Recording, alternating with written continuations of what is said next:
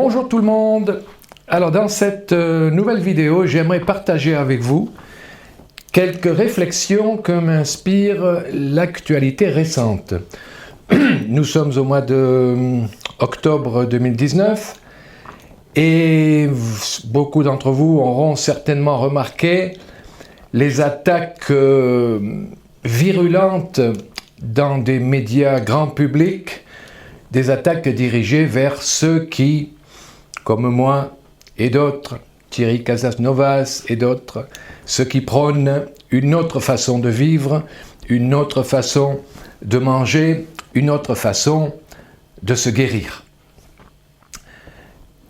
Et forcément, ça dérange beaucoup de ceux qui m'écoutent aujourd'hui, qui rêvent d'un monde meilleur et qui ne comprennent pas, qui s'offusquent que les forces de l'obscurantisme, les forces de la matérialité, les pouvoirs politiques, les institutions n'aient toujours pas compris qu'il faut arriver à vivre différemment, se rapprocher de la nature, manger plus sainement, etc. Et donc, c'est une levée de bouclier que l'on voit partout, des gens qui sont en colère et qui n'ont pas de mots assez durs pour critiquer justement tous ces pouvoirs en place. Moi je connais bien ça parce que ça fait des années que je suis attaqué. Je suis j'ai été dès 2008 mentionné dans le rapport de la Miviludes. Vous savez, la Miviludes, cette mission interministérielle de vigilance et de lutte contre les dérives sectaires. Et vas-y que je t'en foute un coup. Vous savez d'ailleurs que la Miviludes vient d'être dissoute par notre Premier ministre. Alors elle va certainement être remplacée par autre chose, un service. Je crois avoir compris qu'ils vont plutôt l'intégrer au ministère de l'Intérieur. Bref, nous ne sommes pas au bout de nos peines, j'allais dire, de nos surprises. Mais, et ça c'est vraiment le fond de cette vidéo aujourd'hui, j'aimerais vous dire que tout est bien.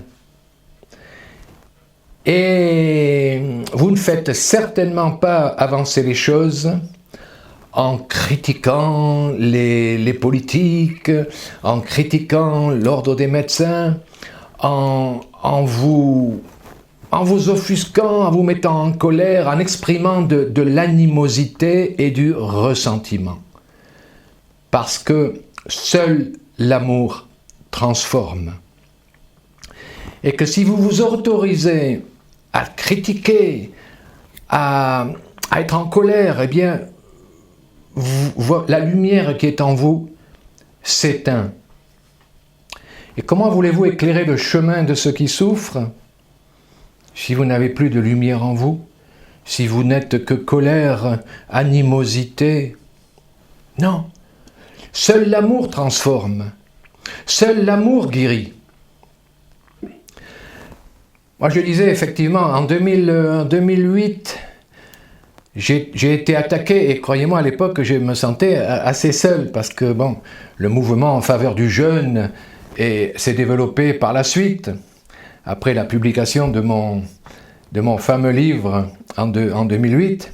Et je me souviens qu'en 2010, justement, j'ai été invité sur un plateau de télé, sur LCI, une chaîne assez importante. Et il y avait sur le plateau le fameux Georges Fenech, ancien président de la Miviludes. Il y avait mon ami Jean-Michel Cohen, que j'aime bien qualifier de l'intermittent du spectacle audiovisuel section nutrition. Là, sans lui, il n'y a rien. Non, c'est toujours Jean-Michel Cohen, il a tout compris.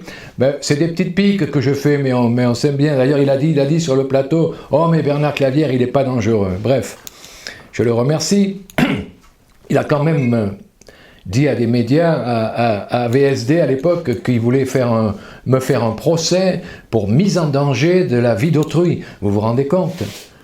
On avait marché 14 jours de Bordeaux à Paris, de la Gironde à Paris, sans manger. Mise en danger de la vie d'autrui. Je fais une parenthèse, je peux vous garantir que lorsque nous sommes arrivés à Paris, notre groupe, on a fait des photos, les participants avaient bien meilleure mine qu'au départ, bien meilleure mine. Donc depuis, on sait bien sûr tous les bienfaits du jeûne. De nombreux médecins écrivent et publient des livres sur le jeûne. Donc il faut bien comprendre que nous vivons une époque de transition et que la bête est en train de mourir. La bête, c'est, je le répète, ce que les ésotéristes appellent les forces de la matérialité. Toutes ces forces conservatrices qui défendent leurs intérêts. Bénissons-les. Gardez votre intégrité, gardez votre équanimité. L'équanimité, c'est une qualité formidable qui consiste à garder la même humeur face à des événements très beaux et face à des événements plus difficiles, plus douloureux, plus révoltants. On comprend que des gens se révoltent. Bon. Mais on peut se révolter pacifiquement, on peut se révolter sans jamais exprimer de haine. Une révolte saine, elle est pacifique, elle se déroule dans la bienveillance. Vous savez, si nous tous qui m'écoutez, nous avons les mêmes idées, si des milliers de gens comme nous décidaient de faire Ho'oponopono par exemple et d'envoyer de l'amour au Premier ministre, à la ministre de la Santé, à l'ordre des médecins, à tous ceux qui n'ont pas encore compris le potentiel de nos idées, eh bien en envoyant de l'amour, on transformerait ces gens-là beaucoup plus vite qu'en criant, qu'en les insultant, qu'en s'énervant. Parce qu'en vous énervant, vous perdez votre intégrité, vous perdez votre équilibre et vous ne pouvez plus servir. Vous n'êtes plus un instrument entre les mains du plan, parce qu'il y a un plan, bien sûr. Aujourd'hui est meilleur qu'hier et demain sera meilleur qu'aujourd'hui. Le plan avance. Aujourd'hui, nous vivons une époque de transition et les forces de l'ère des poissons sont en train de mourir, de se résorber. Sauf que c'est avant l'aube que la nuit est la plus noire. Et donc on peut considérer qu'actuellement la nuit est noire. Oui, nous vivons dans un monde difficile. Mais nous savons que l'aube va bientôt poindre. En Espagne, où j'ai longtemps vécu, les aficionados ont une autre phrase. Alors, je ne fais pas partie des aficionados. Moi, la corrida, bien sûr, c'est quelque chose qui va disparaître, qui est en train de disparaître d'ores et déjà. C'est un phénomène du passé. Mais pour leur emprunter juste une image, les aficionados disent « c'est avant de mourir que le taureau est le plus dangereux ».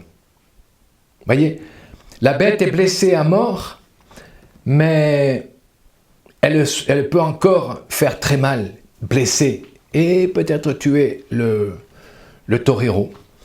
Donc aujourd'hui, mon image, c'est ça. La bête du conservatisme et des forces du passé, des forces de l'ère des poissons, sont blessées à mort. Le combat est gagné, sauf qu'elles se rebiffent.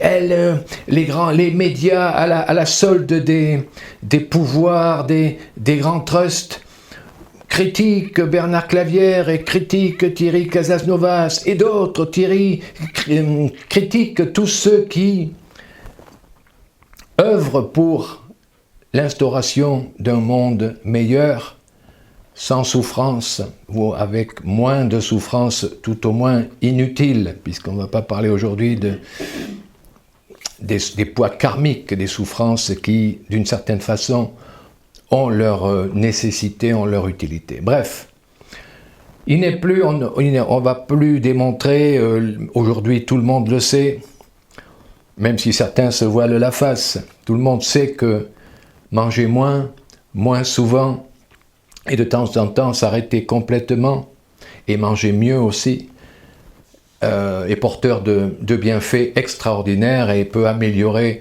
la vie et transforme la vie, bouleverse la vie de milliers de gens en permanence, tout le temps, tous les jours. Donc, lorsque vous êtes confronté, et ça sera la fin de mon petit discours, lorsque vous êtes confronté à des choses qu'on préférerait éviter, dites-vous bien que c'est la manifestation, ce sont les derniers soubresauts d'une bête qui est blessée à mort.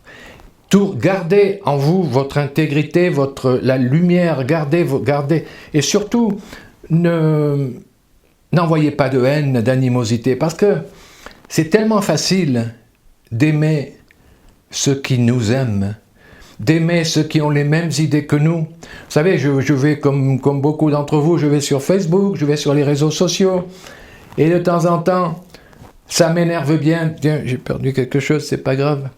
Ça m'agace bien de voir tous ces petits cœurs de toutes les couleurs, et des bisous par-ci, des bisous par-là, mais c'est tellement facile, puisque nous avons les mêmes idées. Mais êtes-vous capable d'envoyer autant d'amour à ceux qui n'ont pas vos idées, et à ceux qui vous font du mal, et à ceux qui vous critiquent? Parce que c'est là le véritable défi de la vie. C'est si facile d'aimer ceux qui nous aiment. Lorsque quelqu'un vous fait du mal, êtes-vous capable de fermer les yeux et de vous imaginer en train de l'embrasser et de lui dire « je t'aime ». Parce qu'Ho'oponopono, c'est ça. C'est l'amour inconditionnel, parce que tant que votre amour sera soumis à des conditions, ce ne sera pas de l'amour. Ce ne sera pas de l'amour. L'amour inconditionnel, c'est l'amour de celui qui a fait du mal à votre famille, à vos enfants. Moi, je cite souvent dans mes conférences ce livre d'un jeune homme qui a perdu sa femme dans les attentats du Bataclan. L'amour de sa vie a été tué par des terroristes. Eh bien, cet homme a écrit un livre qui s'appelle « Vous n'aurez pas ma haine ». Quoi de plus beau? Vous n'aurez pas ma haine. Parce que la haine entraîne la haine. Seul l'amour dissout la haine. Seule la lumière dissout l'obscurité. Vous savez, quand vous n'y voyez pas dans une pièce, vous n'allez pas tempêter contre l'obscurité. Vous appuyez juste sur l'interrupteur et la lumière se fait.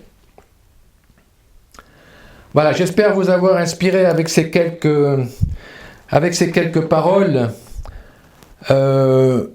Soyez certains, je le répète, que demain sera meilleur qu'aujourd'hui, comme aujourd'hui, de façon objective, évidente, aujourd'hui est déjà meilleur qu'hier. Il n'y a jamais eu autant de personnes dans le monde qui œuvrent pour un monde meilleur, pour une meilleure santé, pour plus de justice, la justice entre les hommes, des rapports équilibrés, harmonieux avec le monde animal, avec avec nos prisonniers, avec nos vieillards, avec nos enfants. Vous savez, on mesure l'évolution d'une société à la façon dont elle traite ses prisonniers, ses vieillards, ses animaux. Nous sommes loin, à cet égard, d'être une société évoluée, bien que nous l'affichions ouvertement. Non, nous avons encore beaucoup de chemin à faire, mais nous le faisons. Nous le faisons. Regardez comme tout est mis à jour aujourd'hui, la façon dont nous traitons les animaux, la corruption dans les milieux politiques, tout est mis à jour, la cupidité des plus grands, des plus puissants. Avant personne n'en parlait, aujourd'hui ça y est. Les révoltes partout, mais chaque jour dans les médias. Regardez ce qui se passe dans le monde. Je ne vais pas faire la liste des pays qui sont au bord du gouffre, enfin au bord du gouffre. Ils ne sont pas au bord du gouffre, ils sont en train de vivre un accouchement. Alors bien sûr, l'accouchement, je le dis souvent, je propose souvent cette image dans mes conférences, dans mes vidéos. Un accouchement peut être douloureux, mais lorsqu'une femme accouche, personne ne pleure autour d'elle. Personne ne pleure, tout le monde est dans la joie. Même si elle souffre beaucoup, personne n'a jamais été triste lors d'un accouchement. La planète Terre est en train d'accoucher d'un bébé merveilleux. Mais nous vivons un accouchement difficile parce qu'on ne s'est pas préparé à l'accouchement sans douleur. Et la meilleure façon de se préparer, c'est de maintenir en vous l'équanimité d'humeur, l'égalité d'humeur. De maintenir en vous cette lumière et de projeter l'amour autour de vous, d'être l'amour, cultiver l'amour dans votre cœur. Vous ne pourrez transformer ce monde que si votre coupe est pleine, d'amour, d'espoir. Et soyez actifs. Ne soyez pas déprimés. Je vois beaucoup de gens qui me disent « Non, c'est foutu. Ce monde est tellement dur, tellement triste, tellement pourri. » Ce n'est pas vrai. Objectivement, croyez-moi, parce que je l'observe depuis longtemps. Et je vois ce qui se passe.